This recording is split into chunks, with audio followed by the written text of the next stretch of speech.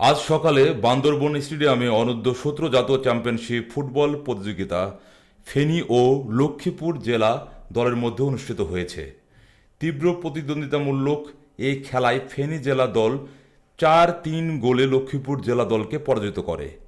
ফেনী দলের ১৬ নম্বর জার্সি পরিহিত খেলোয়াড় এমদাদ হোসেন ২টি গোল করেন। এরপর ১০ নম্বর জার্সি পরিহিত খেলোয়াড় নাজমুল হাসান, ১৭ নম্বর জার্সি পরিহিত খেলোয়াড় ইমতিয়াজ হোসেন একটি করে গোল করেন। অপরদিকে লক্ষ্মীপুর জেলা দলের ৫ নম্বর জার্সি পরিহিত খেলোয়াড় কাউসার হোসেন, ৯ নম্বর জার্সি পরিহিত খেলোয়াড় রিফাত এবং ৮ নম্বর জার্সি পরিহিত খেলোয়াড় সিয়াম একটি করে গোল করেন। খেলার ম্যান অব দ্য ম্যাচ নির্বাচিত হয়েছে ফেনী জেলা দলের ৬ নম্বর জার্সি পরিহিত খেলোয়াড় এমদাদ হোসেন। বিকেলে কক্সবাজার জেলা দল বনাম নোয়াখালী জেলা দলের মধ্যে খেলা অনুষ্ঠিত হয়। খেলায় কক্সবাজার জেলা দল ২-১ গোলে নোয়াখালী জেলা দলকে পরাজিত করে।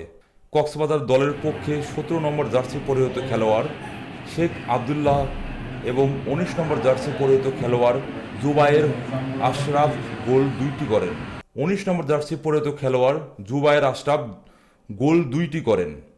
অপরদিকে নোয়াখালী জেলা দলের পক্ষে ১১ নম্বর জার্সি পরিহিত খেলোয়াড় ফাহিম উদ্দিন একমাত্র গোলটি করেন।